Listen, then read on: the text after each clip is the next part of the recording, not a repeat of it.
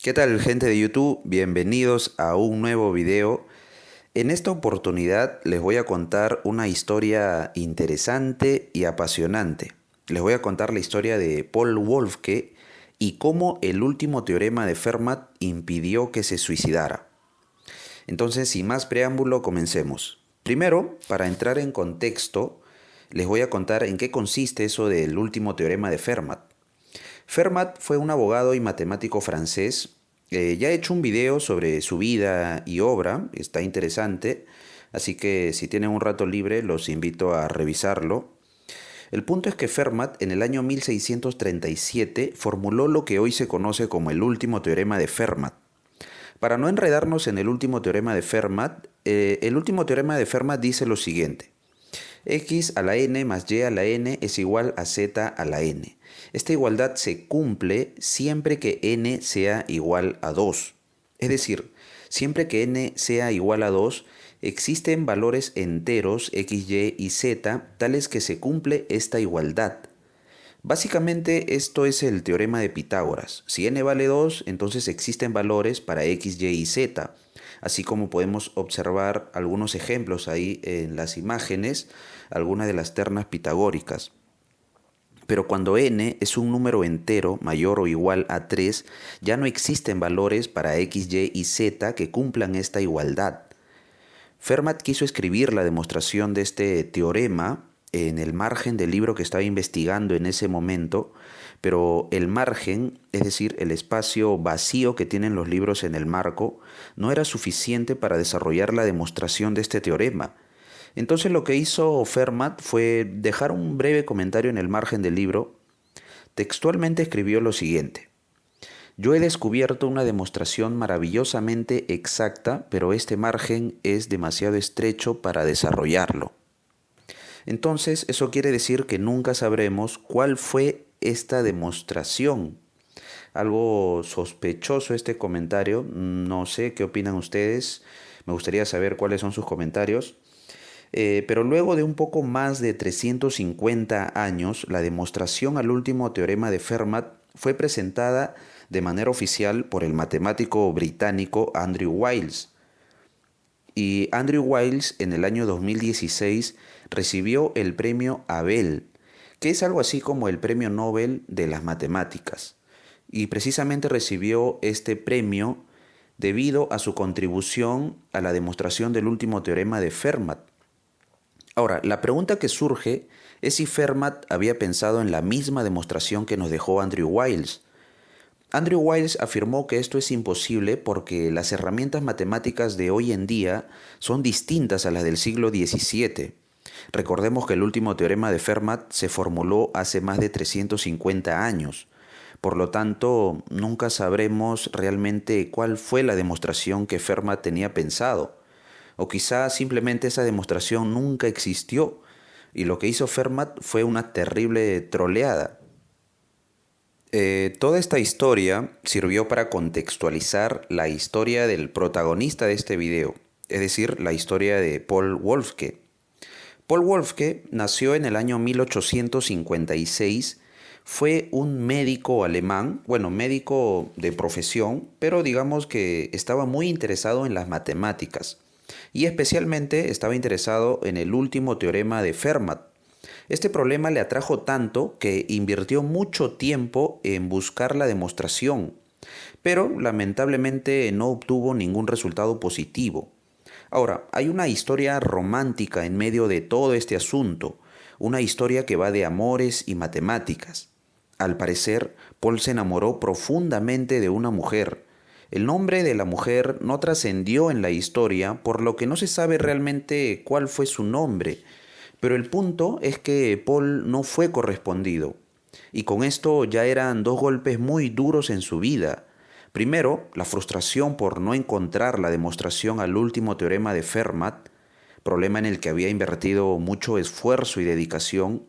Y segundo, un amor no correspondido. Esta dramática situación le llevaron a suicidarse, pero no un suicidio de cualquier manera, sino un suicidio en un día concreto y a cierta hora determinada. La fecha y la hora habían sido impuestas por él mismo.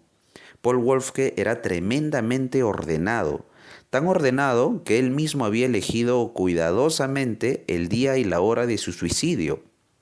Bien, finalmente llegó el día de su supuesto suicidio y empezó a redactar su testamento, y cuando terminó se percató de que aún faltaban algunas horas para que llegara el momento de su suicidio.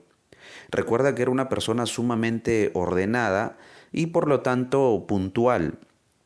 Así que para pasar el rato en esas horas que aún faltaban para su suicidio, comenzó a revisar el trabajo de Ernest Kammer sobre el último teorema de Fermat.